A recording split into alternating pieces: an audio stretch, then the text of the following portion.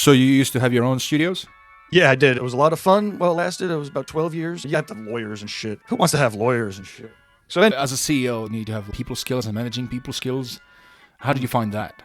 I did a lot of reading, a lot of books, a lot of business consultants, and a lot of lessons learned the hard way. You've never tattooed. You've run your own shops. You've run other shops, but you've never tattooed?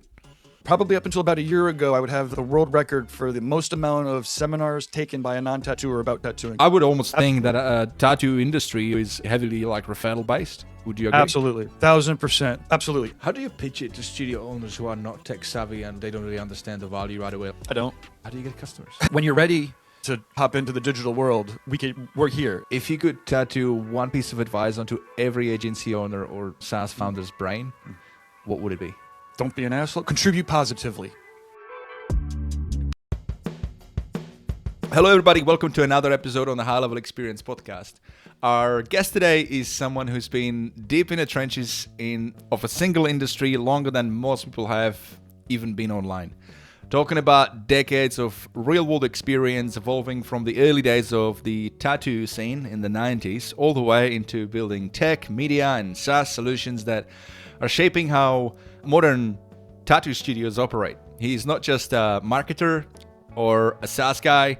He is lived every layer of the ecosystem, running global events, building and scaling tattoo studios into multimillion-dollar operations, producing educational content, and working directly with artists and shop owners to help them grow and thrive. What's fascinating is that he's taken that deep, almost obsessive focus on one niche and turned it into leverage. A massive YouTube presence, a powerful SaaS offering built on high level, and a reputation that comes from actually doing the work, not just talking about it. And now he's sitting right at the intersection of old school craftsmanship and cutting edge tech, AI automation, CRM systems, helping very specific market evolve into the future.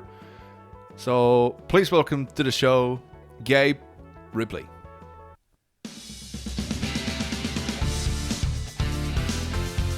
Hey, thank you very much for having me. It's fun, and sometimes it is kind of crazy just to luckily I'm not young, so when you list off all that shit, I'm like, well, damn it, could have been doing stuff 55, 53 years, whatever it is. But that's a lot of fun. Thank you very much for having me on. It's always a pleasure to talk, and I love talking geek, and I love talking tattoos and business and it all. So here we go. I mean, yeah, it's awesome to have you here, Gabe. I'm a big fan of seeing fellow high levelers, fellow SaaSpreneurs when they have a really particular niche. There's a lot of high levelers, they go after home services, plumbers, electricians, all those traditional industries, and that's proven to work really well. But I like when I see somebody's got a specific industry. I had, I think, episode somewhere in the 20s or 30s, way back episode, I interviewed a guy who has a whole high-level SaaS business selling inflatable party houses, and he's helping all the other guys who's renting those party houses on the weekends for kids' parties, and he's selling them SaaS for it. I love that because that's what it's all about. This is about, for the guys listening, seeing what you could do with high level and just get the wheels spinning, get new ideas, who you could help out and what high level could do for these different businesses. Mate, but back to you. You've been in the tattoo industry since the 90s, before social media, before SaaS, before automation. Yeah. What's something about building... Sorry, yeah? I was just going to say, before we were doing some of that before that existed. It was just, I started working with tattoo. I've started programming in like 84. I was 10, but I was programming basics. I started programming during the war games era, and I hope to go out programming anti-war games. But main point is, like in the 90s, when I started, I was freelancing. I was making touchscreen kiosks for Honda, Epcot Center. We're basically roaming around, hitchhiking or motorcycling and landing a freelance gig in Florida or California, whatever. But then I'd come back home and I'd be getting tattooed. I was like, well, wait a minute, I can't really afford the tattoos. Because I kind of grew up white trash. So I was making money freelancing, but it wasn't like saving money or anything. Main point is, I was like, hey, you guys want to trade out for tattoos? And for me, websites in like the mid 90s, late 90s were like pictures and words. And I'm like, that's fucking boring, man. I'm programming video games. I'm programming touchscreen kiosks. We're actually putting video on a screen. It only cost you $25,000. But all of a sudden we realized that to sell a tattoo, all you really need is pictures and words. High quality picture, good words, and then And as we all know, it's way easier to figure out how to tap into a bunch of leads than it is to actually build a whole business around it. We use the internet fuel, and for better or worse, mostly for worse, ended up blowing up a couple multi-million-dollar businesses. Just, again, knowing the computer stuff and knowing how to generate energy and revenue and people and all that is a completely different skill set than running businesses and being a leader of a team. And again, having an audience of millions of people online. It's crazy. Yeah. Man, obviously you're very passionate about it. What made you passionate about tattoo? When did you decide to get your first tattoo? Well, I got my first tattoo when I was 16 or 17. I was in high school still, and I couldn't afford the parrot. I always liked birds, so I got the dove. Dove was a lot smaller, so I got a little dove on my ankle. I thought I was the toughest motherfucker in high school. I was like, I got tattooed with a little dove on my ankle. Anyways, main point is I got a couple of crappy tattoos. I didn't really know that there was a difference in tattoo artists. But then when I realized, I'm like, wait a minute, these bird feathers aren't right, and this isn't a good tattoo. I sought out good tattooers, the most talented people in my area, and lucky for me, he's very computer geeky. This guy, Sean O'Hara, and what he realized right away, I think his dad was a programmer, so he always had like computers in the house. So he was able to take, as a tattooer, as an artist, he's able to take the knowledge that I have and then run with it. And he actually registered TattooNOW. I ended up purchasing the name. He's a partner in the business. Main point is, in the mid-90s, we found the tattooer, right? And then what I realized is, after trading out for tattoos for a couple of years and working there and doing their website, the very first website I ever did was for a tattooer, or was for Sean for the tattoo shop. And, I was a little punk ass geek. I was very antisocial, still relatively antisocial, but I'm way more feral. And I'd see all these people getting tattooed, and then they'd leave and they'd puff up their chest or they'd feel more pretty. And the mantra in my head was, beauty's only skin deep. You're the same person, but I'm cool. I'm hanging out at the tattoo shop. I'm cool. And what I realized is I'm getting birds and tattoos and whatnot. And what I realized is, if treated right, or if many tattoos, not all tattoos, but tattoos can help you become a better person. I mean, that they can anchor you in time and place, or they could be asked, right? So if you wake up every day thinking good, positive thoughts, or people are recognizing the beautiful artwork that they have on you or whatever. They could be bad, like you could be put crap on you, but when used appropriately, it's a compounding positive effect. Punk ass white trash, or it transcends all cultures, right? You don't have to be rich to get into it. You just have to be kind of artsy and ballsy. And yeah, again, for me, the real essence and the reason why I can't really get out of it, I mean, I've worked for other people before and I freelanced, but the power for tattoos to transform people for the better, for one, is very unique. But then the artists themselves, the tattooers who do this, the tattooers who put the tattoos on people and can help them become better people, I mean, they get the fast lane, right? I mean, it's an exceptionally tricky job. It's a very weird job. Very weird job. Like, most artists don't want to sit there and poke holes in people. They want to create art. But anyways, main point is then tattooers become very enabled, right? So they could be they could really be who they want to be. That's the power there for me. That keeps me here. There's definitely other things that are interesting, and I love the puzzles of computers, and I do some, like I said, probably spend about 5 hours a week making sure that I'm always working for somebody outside of tattooing, bringing in different ideas and whatnot. But yeah, like I said, tattooing is very unique. There's very few things that are going to affect you, like right now, when it's getting put on you and on your deathbed. You got to make a decision because it's permanent. Yeah, you should. It's very like a deep vertical that you're in. It's like you're doing lots of different things within that one space. It's interesting. Yeah, and it's all based on that passion for what it represents for you. It's a little bit, it doesn't bode exceptionally well for, I mean, it does me well because if there's anything in the tattoo world that anybody needs help with, I'm there to help. It's your point. Like, I've been the CEO of a multimillion-dollar tattoo studios and with locations in different countries. I've been an event producer, so I've been there on the ground talking to everybody back and forth. Again, I've been support team, I've been the front room person, I do consulting, I do deep tech stuff for supply companies, or I do work for apprentices, just kind of getting them online and doing some quick automations. But kind of earlier when you're like, what's your intro offer? Like, but for better or worse, it's like, I'm a computer geek who like can do a lot of things, but I'm not like a sales guy who's just going to get you in with that intro offer and then walk you up the sales chain. So it's awesome and it's a lot of fun and it gives me a lot of perspective. But yeah, like I said, it's definitely also a little bit weird. Like I said, just trying to pitch myself to people or whatever. I've been doing it long enough. Yeah, I can relate to a point with you because I'm kind of very nerdy as well. Like, for me, it's all about high level and just getting really deep into the automations and building stuff. I've never really been sales first and then like just building after, or getting somebody else, or I don't want to deal with it, I don't want to learn it, I just get somebody. It's like it's never been me. I kind of get that aspect. What do you enjoy most, like when it comes to like your day to day? Is it being deep in the trenches with high level, just building stuff, or is it a mix? I love HighLevel. I've been on HighLevel probably 4 years now. For the last 8 weeks, 12 weeks, Claude Code, man. Like there's a couple of years it was like AI is coming for our jobs, right? Especially as programmers, right? AI is logic, all that stuff. It's obviously coding is going to be one of the first things to go. But right now I'm like, oh man, I'm tired. I was up until 3 o'clock, 4 o'clock in the morning on Claude Code. And HighLevel is a great base, right? So I love the fact that HighLevel could do the heavy lifting. We've always been pushing it over the finish line. You give HighLevel to a tattoo or most normal people, and they're just, it's overwhelming. There's so much stuff that you could do.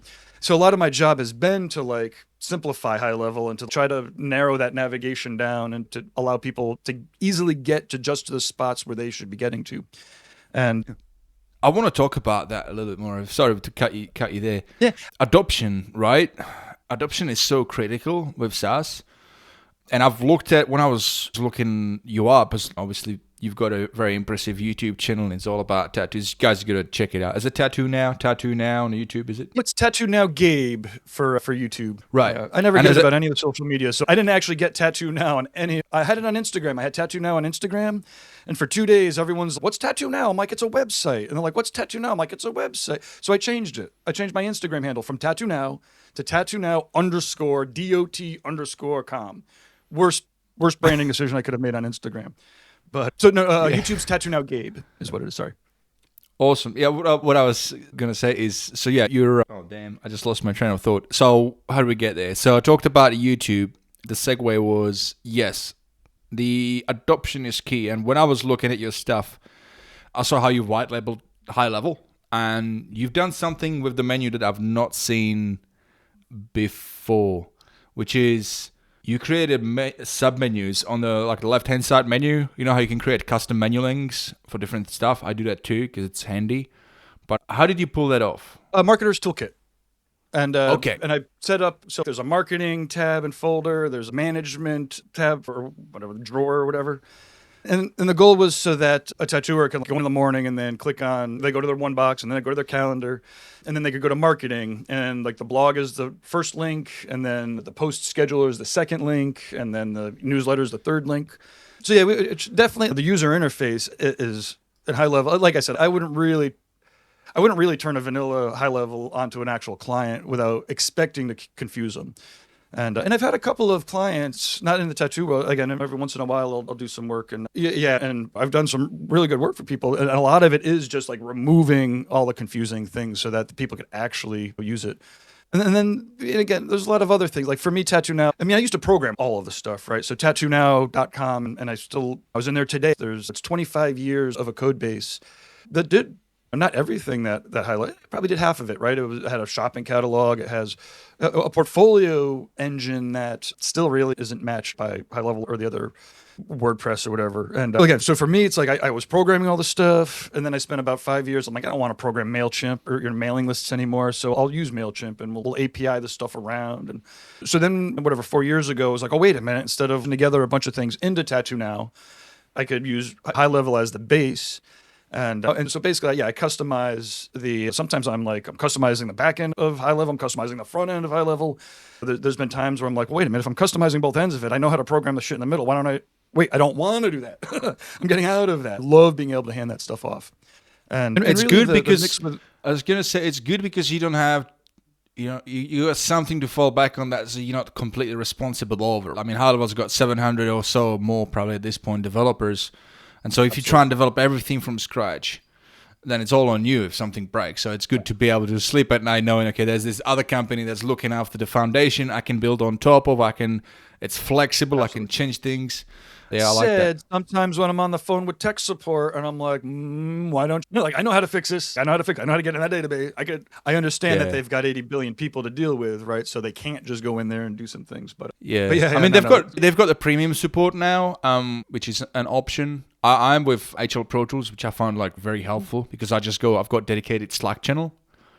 Awesome. And so I can just go, and this is not for my customers. I've got like a widget and they can just go and speak to people there 24/7.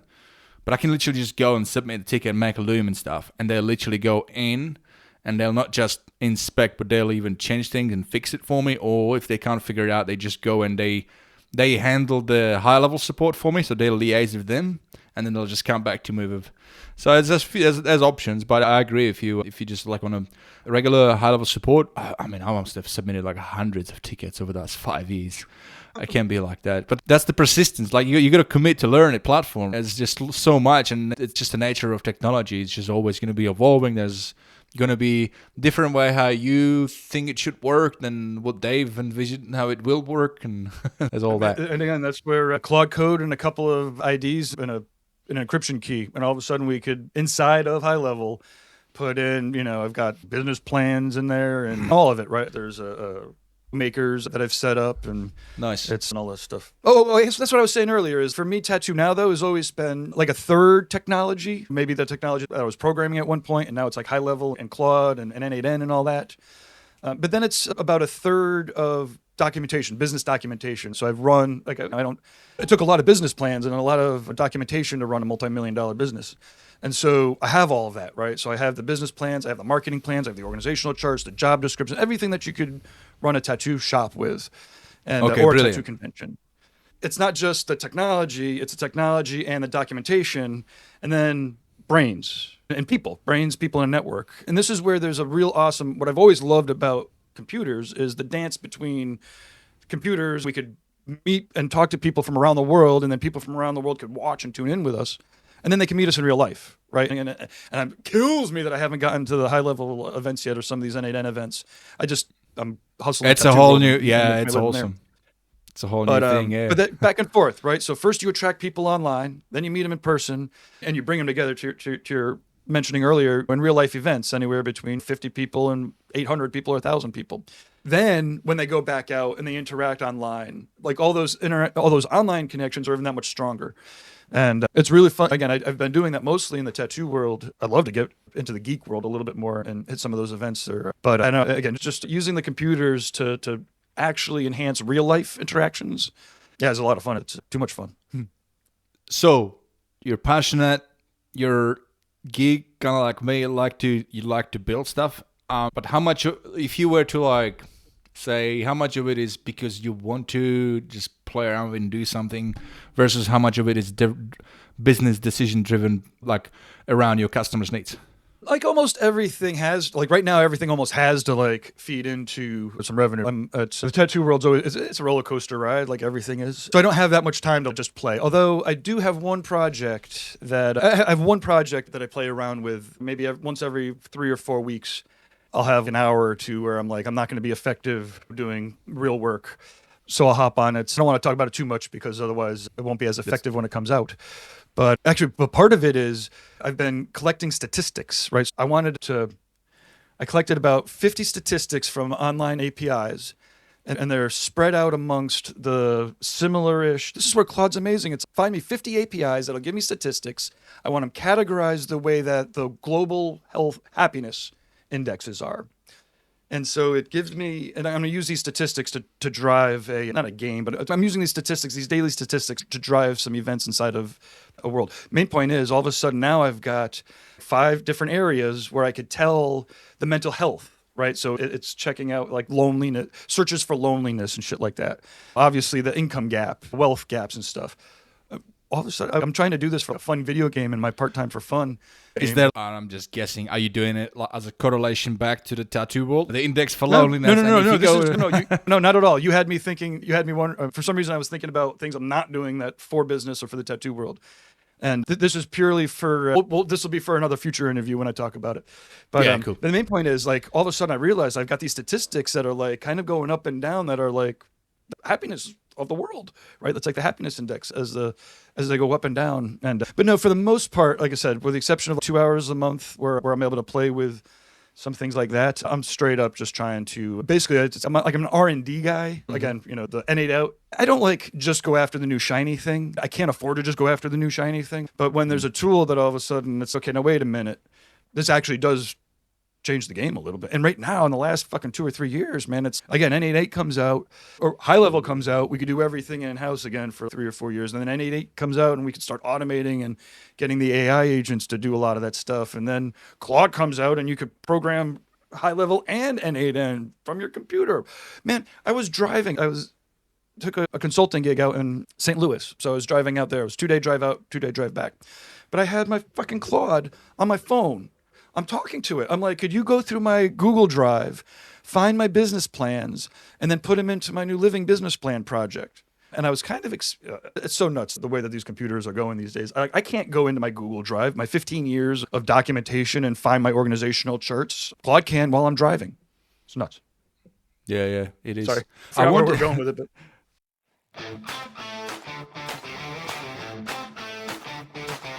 You may not realize this, but for the last 2 years, I've had a secret weapon that has made running my business inside of HighLevel so much easier. You see, there is so much that HighLevel can do, which is amazing, but it's a lot of work to stay up to date with it. And even more so if my customers are asking me questions about it. And this is why I'm excited to announce that our show is officially part of the HLPT Creator Network. This is HighLevel Pro Tools, an organization that I've been using to run support for my customers, as well as give me a ton of awesome epic add-ons that make running, launching, and differentiating my SaaS inside of HighLevel so much easier. And now that they're an official sponsor of the show, they've done something pretty bloody awesome. If you go to hlpt.com/experience, you can get one of their incredible tools absolutely for free. No purchase necessary, just for being a listener on the show. So head over to hlpt.com/experience, grab that free tool, and I promise you this is going to improve the conversion rates on your page. Check out all the other stuff that they offer and tell them that Pete sent you. You know what's wild? There's a smarter way to grow your agency and help more local businesses without adding more stress. That's what HighLevel does. It's your all-in-one sales, marketing, automation, and AI system. No more duct taping tools together or paying for 20 different subscriptions that barely talk to each other. I've been using it for 5 years with my own white-level version, Stand Out from the Pack, helping Aussie businesses like Dimitri, a Canberra electrician, who now runs his jobs, quotes, calls, and follow-ups with our built-in AI employee. If you're an agency, HighLevel lets you do exactly that. Support your clients in new ways while building stable, recurring revenue every month. And if you're a local business, partner up with somebody who knows your market and your industry. If you're in Tasmania, my mate Jared from Boulder Digital, for example, has you covered. If you're in Canberra, that's my turf. Check out standoutfromthepack.com.au and we'll get you sorted. The point is, there's probably a high-level agency or SaaSpreneur near you. We're seasoned marketers, tech-savvy super nerds who love helping local businesses grow. We're global, we're connected, we're high-levelers. Now, I've got something really special for you guys. I've negotiated an exclusive 30-day HighLevel trial that's double the usual just for you. Sign up your agency through gohighlevel.com/vid or upgrade your existing plan, and I'll hook you up with over $3,200 worth of bonuses, resources, templates, and snapshots I normally give to my private clients only. So whether you're scaling an agency or leveling up your business, start with the right system. gohighlevel.com/vid or team up with your local SaaSpreneur and let's make business simple again. One platform, one login, no duct tape, just results. No, that's cool. I want to go back to the business of tattoo. It's just interesting to me as a niche that you're serving with HighLevel. You've got a SaaS offer. We have a couple of entry points. So we could do I got a couple $50 a month, one feature, and then we do straight up $99 a month, $200 a month, and $400 a month.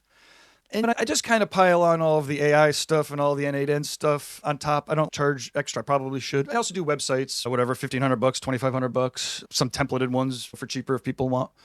But I guess saying kind of earlier, like tattoo shops, they all have different starting points. Some people want to go for it and they're ready to go for it. So they bring me in for a couple of days of consulting. I set up all their infrastructure, practically a fractional CTO.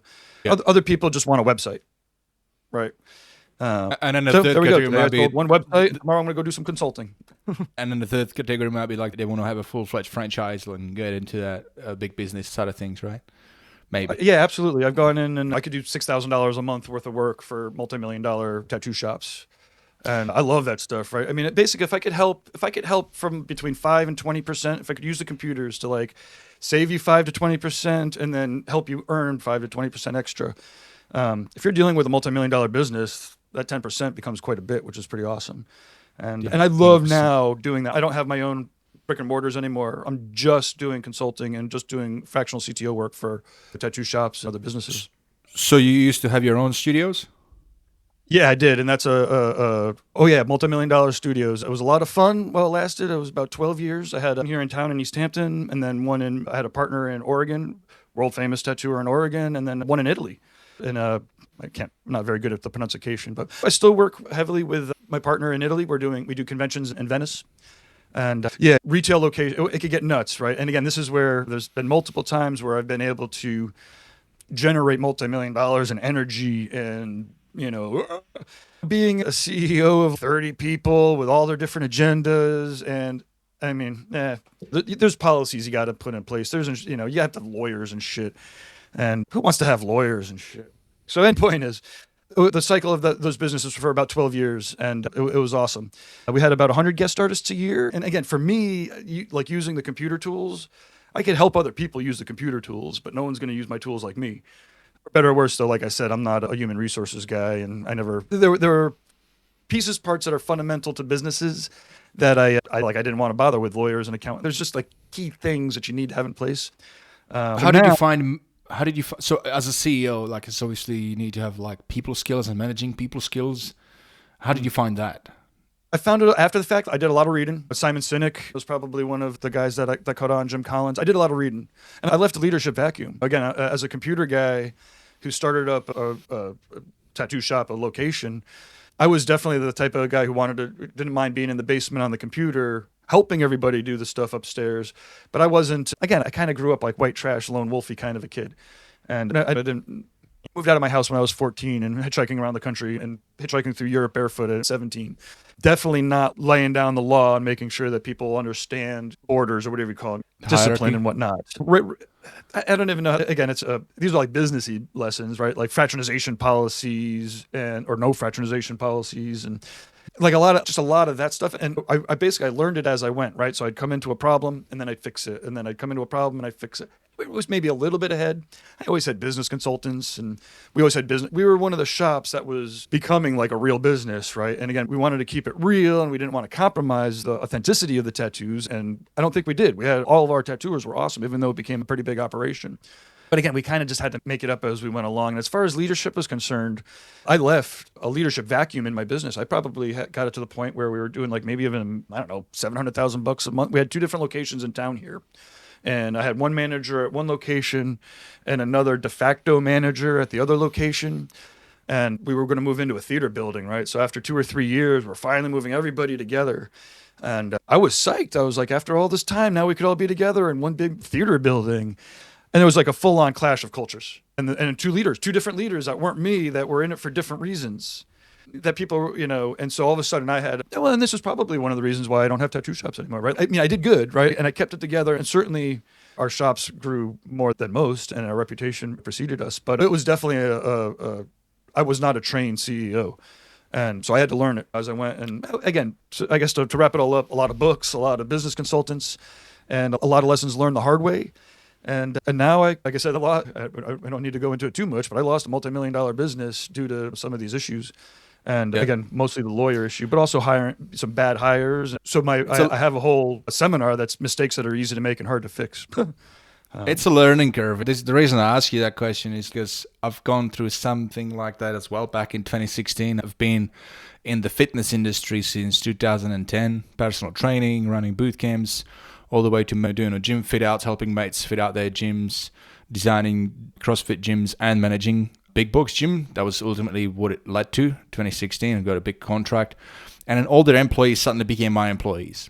And at that point, I already had my trainers. I had about 3 trainers, like a licensed trainers working under my brand, and then 2 massage therapists.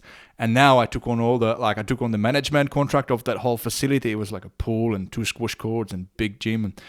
And suddenly I had, 10 people on the payroll, plus sole trader contractors on the licensing. And it was a learning curve for me. Because again, for me, I got no like leadership experience, always running my own business. I've been very like solo. So obviously, lack of experience, and there's obviously other reasons that was outside of my control.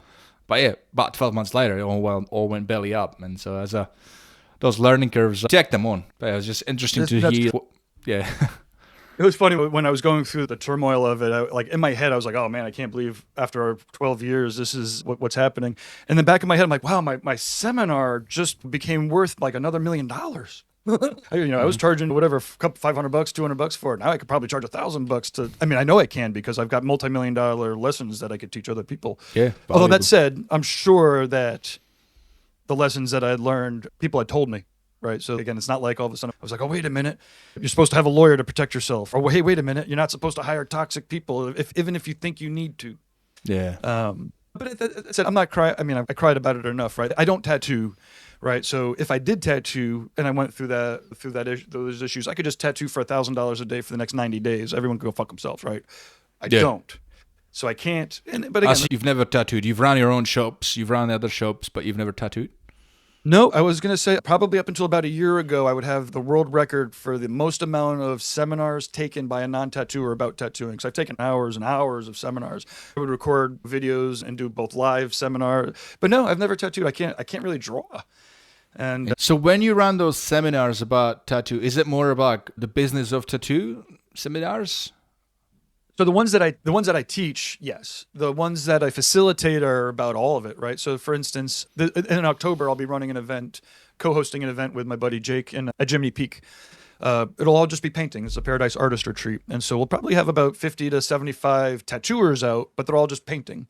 So all of those seminars are oil painting and charcoal painting and digital painting and sculpting and probably no business, not in that one. But then on some of the larger conventions that I'll run, I might run one class. Yeah, so the teaching that I do is the business stuff, but I facilitate a lot more than that. Gabe, what's something that people might not know about when it comes to running a tattoo studio? Well, for one, if you're not a tattooer, you probably shouldn't. Not because, you don't tattoo and that's it. But again, part of it's... Wait, is it also because if you don't know how to tattoo and you run your own shop and you've got other tattooists working there for you, then you're not going to have as much respect? It's just wicked. And again, I know plenty of I own a shop and I know a handful of non-tattooers. It's just, for the most part, it's such a close loop. One of the beautiful things about tattooing is, again, you could be a 12-year-old kid with a really sharp stick and some fucking black ink. And you could do it. Like the barrier to entry, you can't do it good, but like you could do it. Yeah. Because a tattooer could tattoo on somebody, they come back with their friends and family for more. The level of support that's needed for it isn't as great as almost any other business. Again, tattooers don't need anybody else to do what they do. And often what'll happen is if they have shitty environments, or they'll create their own shop so that they could just plop themselves down and they could tattoo without anybody else's drama. So that's kind of the starting point. And this is where I watch other high-levelers try to get into the tattoo world too. And they can't. It's just really tricky. And I've used, I don't know if it was HL Pro Tools, but I used one of the third parties to do the onboarding. And it was amazing listening to the recordings, right? So it's 2 hours of onboarding. And one of my clients, if you don't understand tattooers, and it sounds stupid, but they're just really prickly. So I'm listening to the onboarding, and my client, the lady, was like, would you like to install your chatbot on your website? And the was like, no. And I'm just listening to it. I'm like, wait, why not? This is what you're paying for.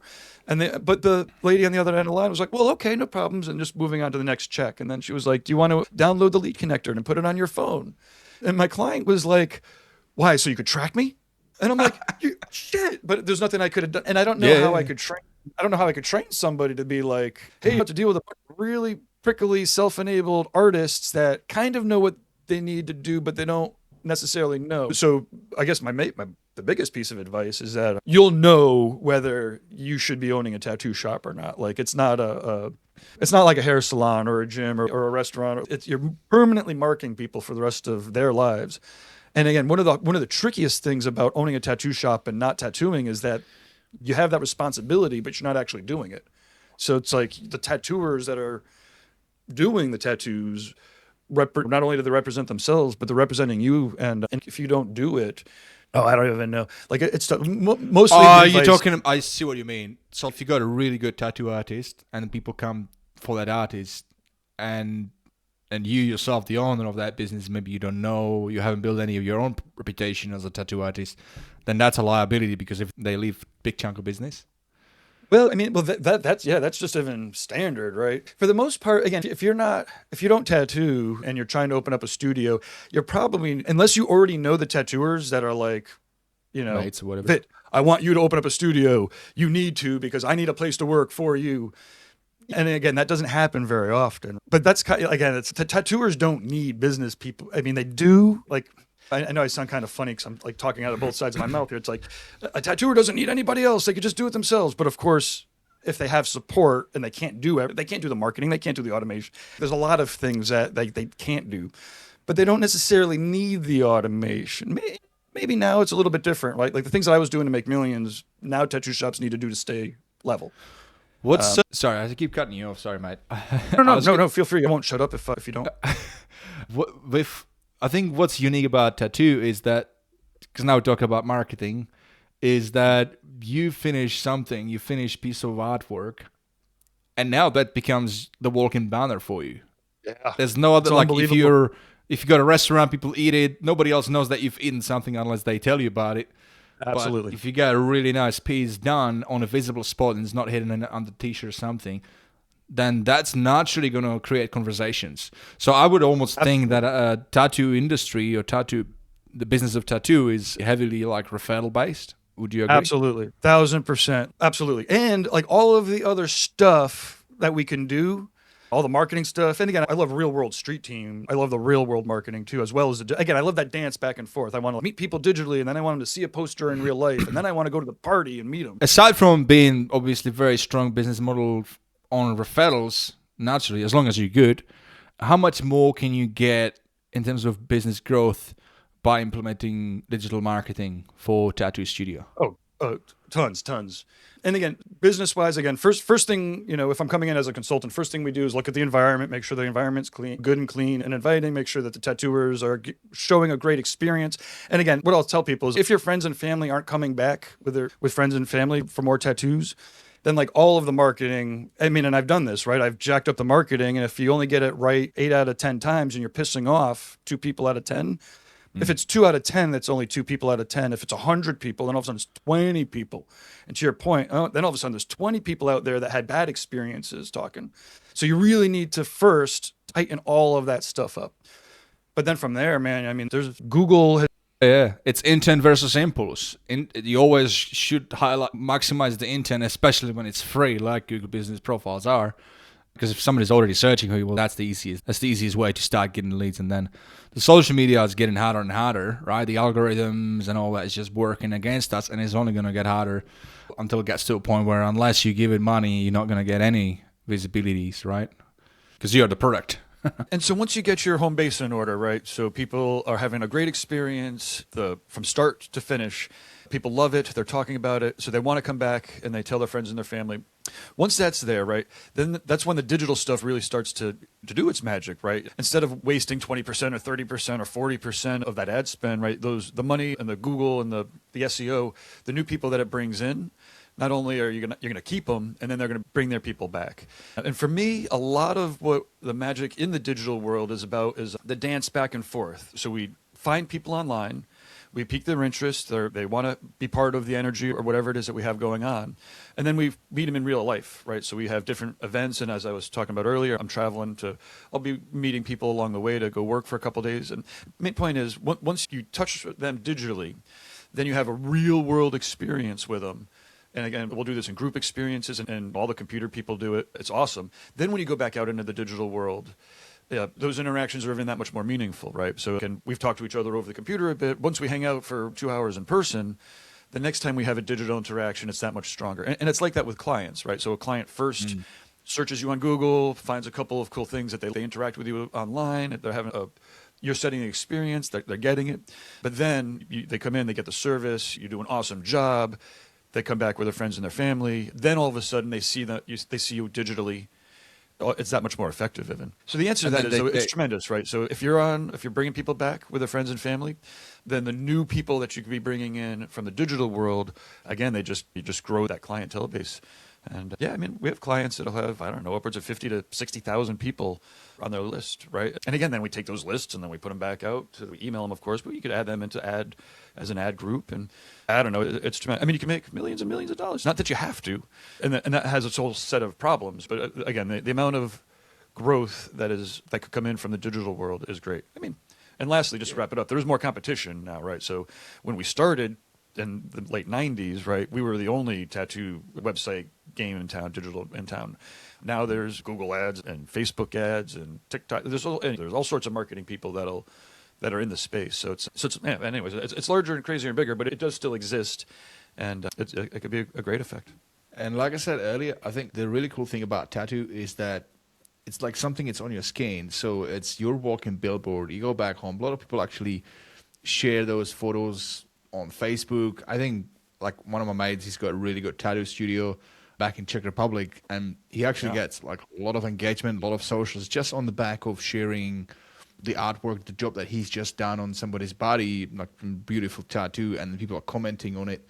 So I think that just, the virality of it, just kind of because it's very visual, it works. But question to you, mate, if you were like setting up a sub-account, a high-level sub-account for one of your clients for a tattoo studio from scratch today, what would be like the first 3 to 5 things that you'd be setting up, you'd be building for them? I have a palette, of course. There's the phone setups and the appointment setups and the marketing setups, website setups, automated posting setups. It really depends. It would be a lot easier for me to sell to hundreds of tattoo shops if everybody had the same starting ingredients and needs. But they don't. So again, I mean, ultimately, one of the things that I do is I have a questionnaire. I do consulting. What is it that your business needs, and what is it that your business is ready to handle? And they're all different. And I mean, I don't know if I told the story yet. I mean, I tell it a million times, but I finally figured out how to do deposits in tattoo shops. There's how many, or consultations, excuse me. Like how many different ways are there to do consultations? And I've done dozens and dozens. And I get to one of my old partners. The site's over 20 years old, and we're giving it an update and going after things. And I only do consultations in the middle of a tattoo. I'm like, wait, what? You want us to like double book it? Like all the software is set up to not double book over. And I'm like, but that's just you too, right? So that's like the rest of your tattooers don't do that. And he's like, I've trained them all to do that. So now it's like we have to go in there and figure out how to do consultations over current tattoos, but not more than one. Whatever. We figured it out. Is this because he's trying to maximize his time? Like he's tattooing somebody and then he just, somebody else comes in.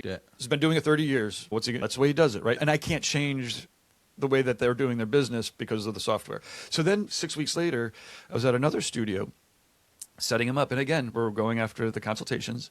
Oh, no. Okay, in this case, it was the deposits. That's why I cross stories a little bit. So deposits, how many different ways can you do deposits when you set an appointment? Well, what they do is they set an appointment, and then they give the client a couple of days to put down the deposit.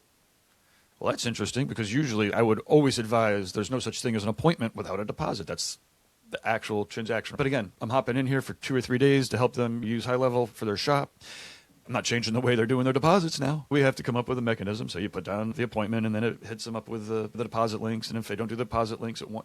So I guess the answer to that is I can't go in and just say, hey, these 5 things are going to transform your site. Although maybe with the exception of a truly search engine friendly foundational website that updates on a regular basis, that's automated to go out to the Google. So that would be one of the things that we would do first. Like everybody kind of needs that when people as a foundation. But then again, like I said, the cast of characters, right? Is your phone ringing in the middle of a tattoo and you actually have to take off your gloves to pick it up, and then it's about fucking piercing? We could fix that, right? We'll just take that away. A lot of the best-in-class appointment reminders and then follow-ups, and again, especially with tattooing, there's just a lot of questions that people ask all the time, right? And they're not dumb questions. They're just questions that a lot of people ask all the time. We put them in our lead-up sequence. And then same thing with our follow-up sequence. Don't ask your friends about how to heal a tattoo. Don't ask the internet, for the love of God. Just ask us. But because we have that communication, we're texting you. Hey, we actually do care. Just send us a picture back. We could be proactive about it instead of follow-ups. But it's not. They're nothing that's super magic. Oh, automated post scheduling, right? That's one of the things that almost every shop would need, right? They wake up in the morning, we have the AI agent go and downloads all of it's not even an AI agent, I think it's just regular agent, right? That downloads all of the Instagram posts, puts them up in the post scheduler so the studio owner can approve them over their morning coffee. Yeah. I don't know. Like I said, there's a half a dozen of the usual suspects. There's a half a dozen of things that we bring in that's special. But everybody has different starting points. Some shops will be 2 people. Some will be 15 people. Completely different needs. Yeah. You know, I do the what you were saying there, like the nurturing, the educational sequence, because there's those nuances that, especially if you come in for the first time tattoo, you might not know that like afterwards that it might be like itchy, or like all those little nuances that just add an extra touch, just add to the experience, so that you feel like, oh, this wasn't just getting a tattoo, this was a whole experience for 2 hours. Maybe even the artists themselves, they're a bit more talkative, so you can talk about, I don't know, philosophy, life, important stuff while they're tattooing you, but also afterwards they're giving you the tips about like how to look after yourself, how to make sure. I think it's very valuable, and that can be applied to really any business. Oh yeah, I mean, it's a holistic kind of communications, right? Of course, it's about the details of the tattoo. Hey, if you're coming in with your family, you could send them across the street to the restaurant spot, right? If you're coming in from out of town, here are 3 favorite bed and breakfasts to hit up. Like again, we want to craft and set the stage for the experience, and then when you do that ahead of the time, again, they're not like confused in the front room about where to go. They're hungry because they didn't get lunch first, right? You're like, hey, come in on a full stomach. You could hit up the diner on a block around the corner, right? So it's fun. So not only do they have a better experience kind of on the front end, and you're reducing all that friction, but to your point, it means that when they're in the chair, they're not like on the phone trying to figure out how to do whatever it is, because they've already figured it out. They're able to engage with you. And then the artist isn't annoyed that they're answering the simple questions because they've already been answered. They have the headspace to engage in a meaningful conversation. And frankly, for tattooing, that is the real sweet spot. It's not like every tattooer is this wise old sage, but the ones that are, and tattooing teaches us a lot of life lessons really quickly, so it happens a lot. Again, those are the words that the client remembers for the rest of their lives, right? So if you're an asshole tattooer and this happens, right? If you're an asshole tattooer, you could do the best tattoo. I'll be at a restaurant being like, hey, that's an amazing owl tattoo. Who did it? And all they say is how much of an asshole the artist was. I'm like, I'm complimenting your tattoo. That was a great tattoo. And but that's it, right? So to your point, having the space to be able to contribute positively to that experience. Again, it's on the artist, but it is also on the setup, and the environment can be rigged for success like that. My background is from hospitality, and I like to take those lessons that from working in the kitchen, always looking after the guests, the patrons. I think in how you say it in US, patrons, looking after the guests, making sure that they've got a great experience. I think that's something that's like always on top of mind, because those are things, especially with automations, like those are things that don't really cost you much. I think we talked about it earlier. You talked about like even little things like giving the new customers who are coming in for a tattoo information about the nearest place where they can put the kids with their wife, if it's the husband getting a tattoo. Hey, here's where you can send off your wife, your kids, or the other way around, whatever. Hey, here's a really cool place where you can park your car. It's cheaper than that other place, or all those little nuances that is just, this is very much like information that is evergreen. Like you just set it up once. Yeah. And then it just does those extra touch points for you that you wouldn't even think. And the more time you put into it, the better. So some of our clients, and what I advise people is have a really tight video event. You come in to experience our studio, check out, we recorded a video with a printable PDF underneath it, right? And then again, the video, we start off with just a talking head. Hey, I'm Gabe, come on in. This is where you can park. This is where you go to eat. These are the cool spots in town. But then you add B-roll on top of that. And this is where I love when dentists or lawyers, or like when real professionals come to get tattooed at some of our studios, they don't supply an experience like that for their clients. And again, so to have a tattoo shop be the one that's got the best in class, to your point, automations and experiences, it's great. One thing that when you mentioned automations, another automation that we use is like the feedback automation. And I remember we used to always ask people on the way out, how was your experience, blah, blah, blah. And what happened is when we started to automate that feedback, so the next day they'd get a text and it would be like, hey, this is Gabe, the owner. I really want to know what was good about your experience and what was not perfect about your experience. And those not perfect replies were amazing. So I remember once or the first week, I wish you had coffee. I'm like, you have to walk by the coffee machine. Of course we have coffee. Oh, wait, you don't know. Right, so now we put it in our opening script. While you're waiting, there's the waiting room. Help yourself to some coffee or tea. I'm a tea guy. But anyways, but we had it it wasn't effective. And we wouldn't have known that it wasn't effective if we didn't. And not only did ask digitally the next day, because on the way out, they're not like bitching they didn't get coffee. They're happy that they had a great experience and talked about it. 3 weeks later, someone's, I wish you had chocolates. I'm like, I eat a pound of chocolates from the chocolate closet a day. Like, we got twice a day, then we walk around, pass out chocolates and other healthy treats, sugary treats for people. So we could do it before they pass out. Again, that's a real world effect that we caught because of a digital automation. Yeah. How do you pitch it to studio owners who are not tech savvy and they don't really understand the value right away? Like some people don't really get it right away. I don't. You don't. So how do you get customers? I mean, I don't know. I mean, when you're ready to hop into the digital world, we're here and we could help tattooers of all skill levels learn how to use the tools.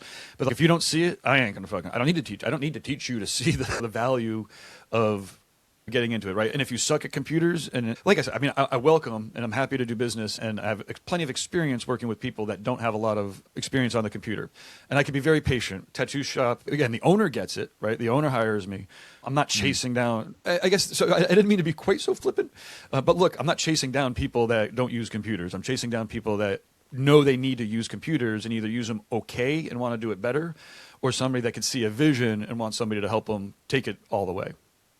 So obviously, so to that respect, in my sales, I'm not like chasing down the general tattooer who doesn't want to use computers. But that said, are you on paper still? Let's get you into the digital world so that when you wake up in the morning, you're not wondering who the hell's on your computer, on your paper book, right? You have the whole conversation in history and all of the stuff right there.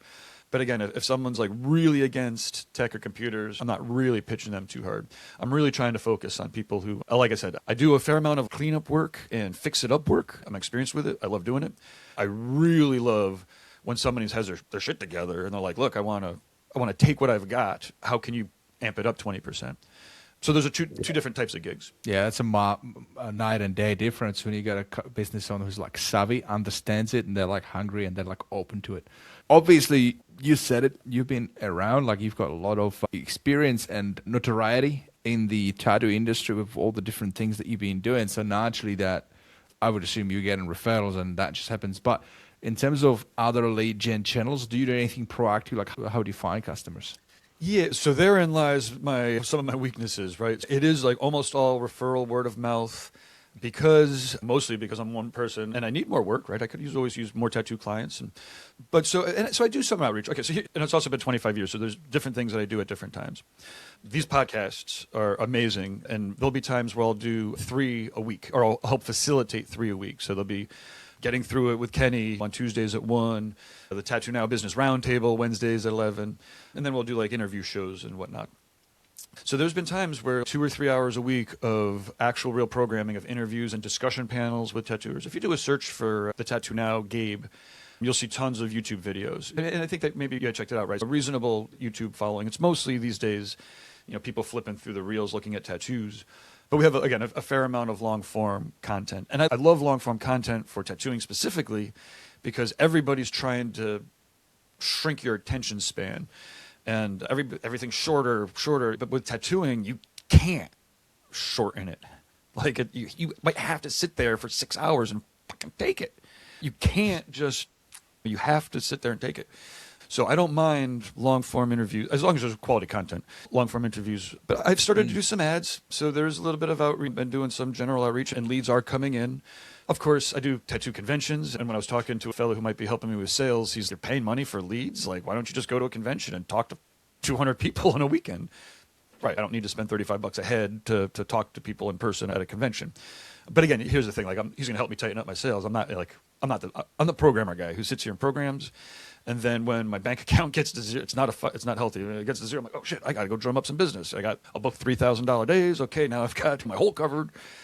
But then I'm back to doing computer geeky stuff. I'm back in Claude Code until 3 a.m, not paying attention. So I guess the last half of that question that you have is, thank you for asking. I got to get my shows back together so that I have my general outreach going and bring in a couple more people every week. You've got a strong YouTube channel too. That was very impressive. And I think really good thing about the industry that you're in is so specific. So marketing becomes more dialed in. Yeah. Well, and again, to what we talked about earlier, it's not even like just tattooers, right? Because most people aren't we're not for most people, which is okay. There's a lot of tattooers that don't give a shit about business or tech. And again, they shouldn't have to. They're artists. All they can poke holes in people, and it looks awesome, and they come back with their friends and their family, and that's it. Like that no one needs all of this other stuff if you're really good at a craft. And again, tattooing is, again, it's so unique because, like I said, it's a one-to-one, or it's one-to-many, but it's like a one-to-one relationship from a tattooer to a client.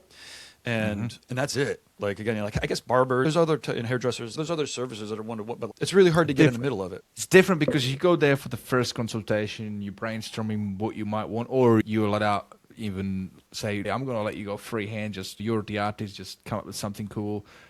Like, I've seen those TV shows, like those tattoo shows, like this, like they just having a chat with the person. Like, what is, if they don't have any idea what they want, so it's more just like conversation about life and stuff, and then the tattoo artist just sketches something out, and it's, oh yeah, that's kind of it. I like that but it is very personal. It is different to going for a haircut, which is more transactional thing, because you got to get that consultation, then you figure out, okay, this is kind of standard shape, like a bit of an idea of what it might be. Maybe you have another one follow up, just let it simmer a little bit. Then you actually organize those sessions. And if it's a big piece, maybe across the whole back, then you have to maybe have a couple of sessions. So it becomes very personal. And there's a lot of talking. I mean, I would think, I don't have a tattoo, by the way, but I know, like, when I go to a barber, like a mate of mine, he's a really good barber. So every time, like, he cuts my hair, he makes me coffee, and we talk a lot. Barbers in general, like, they're just good social people for talking. So it's just kind of a bit of a therapy thing, right? So I think, there's different types of tattoos, right? So certain, again, what you're talking about is definitely for me, the most enjoyable part, but it is also, to your point, the trickiest part. It's a long sales cycle. It's not even a sales cycle. It's a really long, educate the client about the decision they're going to make. And if they're going to make it, come to us. There's also, the computer geek in me appreciates the click on the tattoo design, small, medium, large, book the appointment, $300 deposit, boom, done. That's just cool. Like taking, ad money. That's what you define as a cookie cutter. But it turns into actual appointments. No fuss, no muss. And again, the tattoos are different. There's people that'll do large scale tattoos, and then they're like, look, man, they might not be people persons, right? So they don't want to spend that much time, with people over the course. And then some people are good at that part of it. Again, there's all sorts of tattoo artists. They're all artists, so there's all sorts of mentality. There's no tattoo artists I guess it's like that with everybody. There's no they are like this. Oh, it's a wide, crazy spectrum. But also like piercing and stuff too. So I guess I'm just saying the geek in me loves the transactional parts of this stuff. But for better or worse, the sweet spot in tattooing is not in that.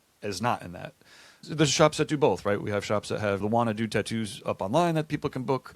If you want something custom, here's our custom funnel cycle or system or whatever. But like I said, I definitely wicked dig some of the computer. It really works well with transactional stuff. There's so many cool verticals when you really think about it, like the avatars and who you can help. So like you can help studios, right? You can help even maybe tattoo artists who are like solo and just doing it out of the bedroom to start a new. So you got startups, you got established, you got the ones that want to like scale, maybe start a franchise. But then you also help like event organizers, like specialized, like specific tattoo conventions. And HighLevel has just announced, I think 3 days ago, I've seen it, Sean Clark put a video out, events. You'll be able to run events, QR codes, the unique QR codes per ticket, and actually, so you could really hit out those. I'm digging right into that. One of the automations I did was, or I have for conventions, it takes in all the input from the user, and then it probably even goes out and grabs some of their Instagrams, and I put together 200 tattoo artist pages, like vendor pages, and so and HighLevel is a little unique sometimes the way their APIs and their blogs work, right? It's like main point is, so we inject, I think it was like 200 artist pages into the HighLevel page system, blog system. Although we could do it to other systems too. There's a lot of critique about the HighLevel website builder. But the main point is we have 200 pages that we injected into it, all with custom videos. So the pages look really nice. There's a video that has the headshot of the artist and then 2 or 3 of their tattoos. It's got an AI voiceover of me being like, Vic is coming into the tattoo convention. You should get tattooed by them. And I was like I said, the automations went through and made 200 pages. It probably took 5 or 6 hours to set up. But then it was done. If you math out 200 detailed artist pages, I think it turned it into 2-minute-ish per, as opposed to 15 minutes to 25 minutes for a person to go through and make all this stuff, especially when you're making videos. Yeah, I love being able to have lots of data that we could crunch and do cool things with. And to your point, like with tattooing, the art itself, the product itself is a marketing for itself. It's art. And so we could go in there and take their portfolios at scale, 200 of them, 500. We could take 1,000 of them, right? That's the beauty of it. And now I'm like, oh shit, I should just be going and finding all the artists, creating all of these setups for them, and then just send them over. I mean, I don't even, what's going to happen in 2 or 3 years? This is nuts. I'm like, in 2 or 3 years, I'm not going to be like, I build websites. I'm going to be like, I build thousands and thousands of websites, right? I think that's where the job's changing. It's crazy. I was onboarding a customer 3 days ago. And while I was talking to her, the new AI studio, I said, we don't have a website. Let's just vibe. Let me show you how quickly you can build your own website. Yes, we can build it for you from scratch and all that. But you could do it yourself. And like, I just showed her in front of a sharing screen. I was putting a prompt in there and put all the specifics about her business. And then I just let it open on a separate tab. And then I went over and just showing her, I was onboarding her on the social planner and how she could integrate that. And a couple of little bells and whistles that I like to show customers, such as the automated review posting and those kind of things like people really love when they see it. So it's easy, low-hanging fruit. Yep. Showed a couple of things. 5 minutes later, went back to the top and like the website was done. And she was like, what? I'm like, yeah, it's done. Yep. Look, you could tweak it. You could do bits and pieces around if you want. You can... Yeah, so it's unreal. It's and for at least the next year, it's still worth paying me a couple of grand to finish it. But I'm going through the same thing. My clients are getting in there. I turned it on for them. They're getting in there. And but then like the couple of grand's worth of work that I would put into it, I'm like teaching the AI to do it. And which means that in a year or less, my clients are going to be able to go in there and do it. And then all of a sudden and this is where like that parts of these jobs are dramatically changing. And, I fear for agencies who have the whole business built on building and developing websites. I had a meeting with Mate 2 days ago, and he is very he studied design. He's very passionate about design. He's got a team, and predominantly they do WordPress and custom development. I'm like, mate, I got to show you this. Like, I know you're very passionate. I like how much passionate you are about this and everything custom and you bespoke and all that. But I think you need to be aware of this because this is such a huge leverage.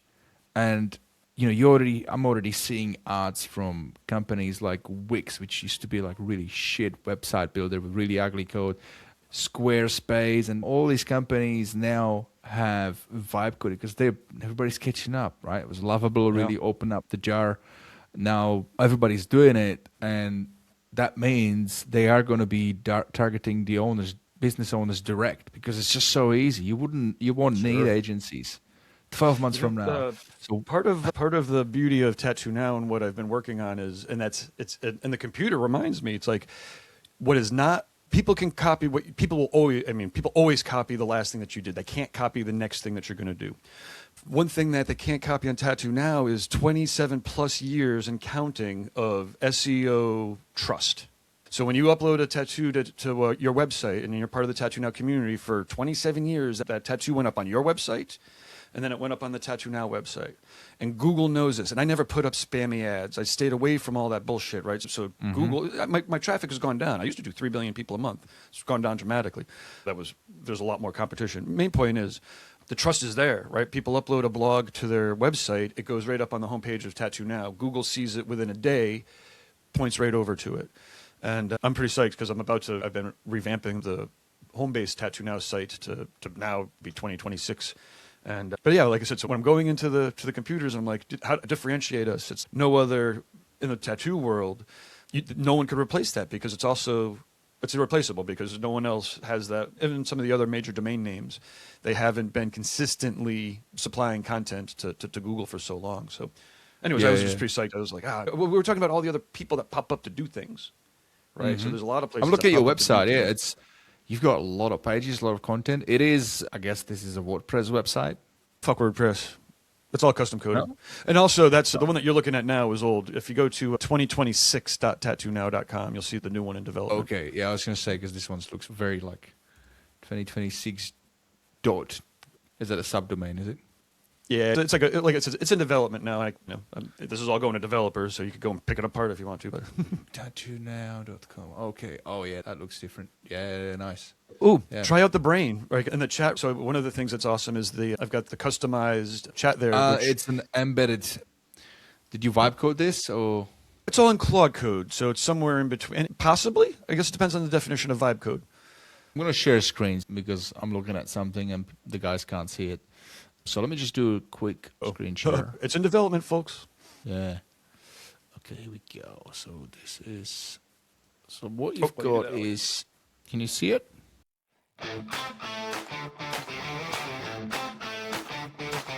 You may not realize this, but for the last 2 years, I've had a secret weapon that has made running my business inside of HighLevel so much easier. You see, there is so much that HighLevel can do, which is amazing, but it's a lot of work to stay up to date with it. And even more so if my customers are asking me questions about it. And this is why I'm excited to announce that our show is officially part of the HLPT Creator Network. This is HighLevel Pro Tools, an organization that I've been using to run support for my customers, as well as give me a ton of awesome epic add-ons that make running, launching, and differentiating my SaaS inside of HighLevel so much easier. And now that they're an official sponsor of the show, they've done something pretty bloody awesome. If you go to hlpt.com/experience, you can get one of their incredible tools absolutely for free. No purchase necessary, just for being a listener on the show. So head over to hlpt.com/experience, grab that free tool, and I promise you this is going to improve the conversion rates on your page. Check out all the other stuff that they offer and tell them that Pete sent you. You know what's wild? There's a smarter way to grow your agency and help more local businesses without adding more stress.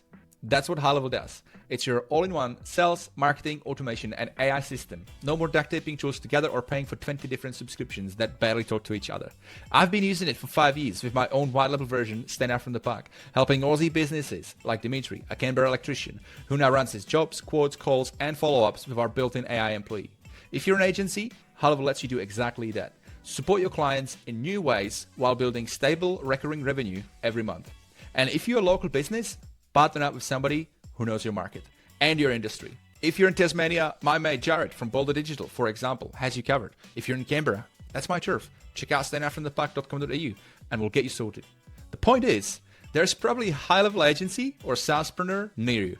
We're seasoned marketers, tech-savvy super nerds who love helping local businesses grow. We're global, we're connected, we're high-levelers. Now, I've got something really special for you guys. I've negotiated an exclusive 30-day HighLevel trial that's double the usual just for you. Sign up your agency through gohighlevel.com/vid or upgrade your existing plan, and I'll hook you up with over $3,200 worth of bonuses, resources, templates, and snapshots I normally give to my private clients only. So whether you're scaling an agency or leveling up your business, start with the right system. gohighlevel.com/vid or team up with your local SaaSpreneur and let's make business simple again. One platform, one login, no duct tape, just results. Oh, yeah, perfect. So in that chat there where it says help, type in like what tattoo conventions are coming up. Yeah, right there. It's very specific for people finding tattoo artists, studios. So boom. So there you go. Now that chat there is the other thing. Put in, can you help me with marketing a tattoo shop? US events, international. Okay, let's try that. So you... Let me just use my whisper flow. Can you help me market my tattoo shop? Hit enter. This ideally should be pitching your CRM, right? Yeah. This is my sales guy will go after. Right. Boom. We've got. Yeah, absolutely. Got you some solid strategies. Start with Gabe calls level 1 marketing. This is the stuff that actually moves the needle. So you've got some books. Got your portfolio on the streets.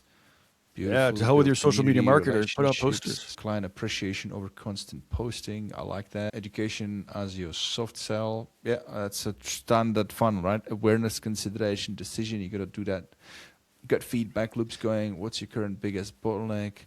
I like this response. What I would say would hit home even more is if you had like an intro offer at the end of it. Hey, by the way, we've got this. You can sign up for free trial. You mean I should try to sell stuff? No, I'm down. I agree.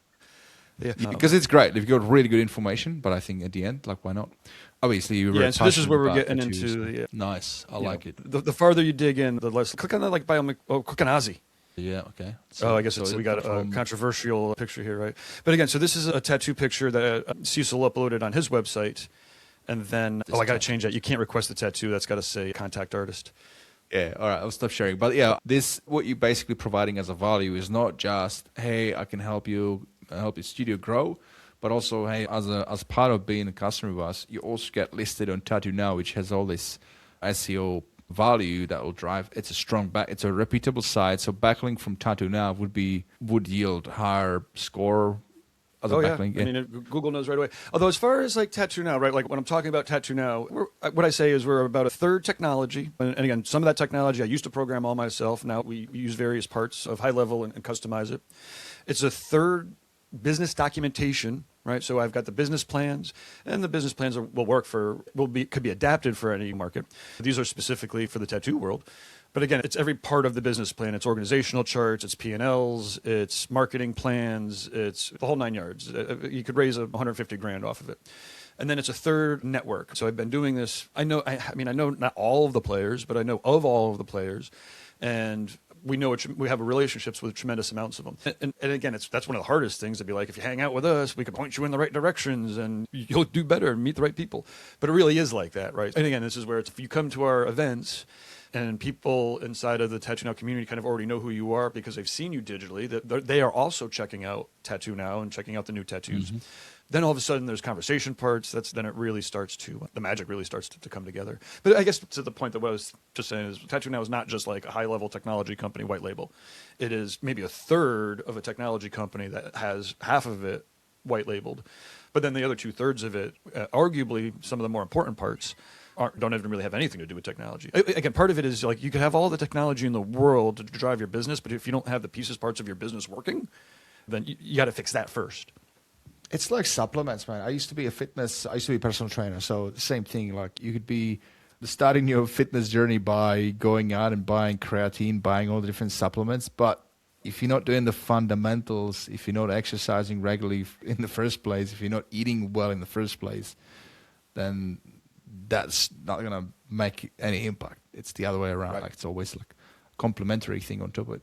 It does all start back from the brain too, right? Again, part of it's the company's the company's inefficiencies inevitably always filter back up to the brain, right? So as a CEO, as an owner, and I'm not super touchy-feely energy type, but you have to get your brain in order, working right. Otherwise, you end up, again, like if you're not careful, you could end up those are the parts that you amplify by accident. Anyway, Gabe, get healthy, people. Speaking of brain, I've got a good segue for you. If you could tattoo one piece of advice onto every agency owner or SaaS founder's brain, what would it be? I want to say be authentic, but if you're authentically an asshole, then that won't work. Don't be an asshole. Contribute positively. There we go. Go big or go home. Nope.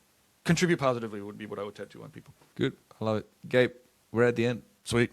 Cheers. Well, thank you very much. I really appreciate the time. Obviously, I love to talk. I look forward to catching up with more of all of the interviews that you were doing are awesome. Johan, I love that guy. I remember catching emails from him years ago. And like I said, it's exciting. Thank you very much for allowing me to participate. Thank you for being on, man. Thank you for talking to us about everything. I think we've dissected everything that could be almost. I think that's always more right. But yeah, for you guys listening right now, why I was excited to have you on is just to get the guys listening starting to think in the sense of how deep you need to really be passionate about a particular niche that you want to after, and how many different angles there are and how many different verticals. Because there's a real power of just going after one niche and just going all in, and just because that's where you can go below the surface of just the stock standard traditional offerings. Not that those are bad, voice AI and AI receptionist and those very commercial low-hanging fruit type of offers, but if you get really entrenched in a particular industry, then I think you will be able to relate more to those customers, and as an extension of that, you'll start coming up with even more complementary services, and it's all good for the business. Oh yeah, absolutely. Well, and actually giving a crap. Yeah, you could sell stuff to people, but what do you care about? And yeah, that's it. Cheers. Appreciate it. Now, Gabe, somebody wants to reach out to you, if a fellow high leveler that is just starting out there, interested to know more, maybe pick your brain on something that they're trying to do, what's the best way to contact you? So if you go to TattooNOW, there's always a chat bubble. Gabe, Gabe, at TattooNOW.com is my email address, and I keep it pretty spam free so that I actually can read it. You can always call the digital line. It's 1-413-666-2035, and it'll book a Zoom with me. Or I'll see the text that comes through there, and I love talking to people. Again, I love to talk. I love to talk tech, and I hang out here in the middle of the woods in my tiny little town, and I'm always up. And I also take long drives to what I'm doing. So sometimes I'll have stretches where I'll do like a free hour of consulting just because I'm driving at 20 hours. Hit me up. Driving is good for that. I generally do that. Call people up that are normally would be in front of a computer and be really focused. And then if I'm driving to Sydney, it's a 3-hour drive. Right away I'm starting to think, who else can I speak to? Who else should I? And then I just, hang on a minute, people are working right now. Maybe I shouldn't be so annoying. It's changing. Like my long drives, I'm now talking to Claude to my phone, right? And Claude's, I'm sorry, this isn't set up to program it like that. I'm like, well, can you set it up to program it like that? And it'll take a half an hour. I'm like, I bet it'll take you 5 minutes. And then 5 minutes later, I fixed that. Now it'll do what you asked me to. And I'm like, I can't fucking believe that you're programming while I'm talking to you driving across country. This is out of control. This is what I'm saying. Like a normal person is going to be able to do that. Like it's the systems thinking and it's the understanding the structures and data and all that allows me to be in a spot where I could do this. But I just can't comprehend where in 3 years a regular person's not going to be able to say, software, please create, fuck the website, please create the complete digital infrastructure that I need and do it best in class. And again, we're not going to be making websites. We're going to be making 100,000 websites. We're not going to, I don't know, it's going to get nuts. Anyways, I'm excited to catch up again in a couple of years to see how boring it really is. Yep. We'll see where the future lies. Thank you, mate. Thank you so much for being on. And thank you guys as well. Thank you for listening to today's episode on the High Level Experience. If you've enjoyed today's episode, then please share it with your fellow agency mates and other high levelers that you think would also benefit from listening. For any show notes, links, and extra tips to help your agency with High Level, please head over to highlevelexperience.com. Thank you, and have a great rest of your day, everybody.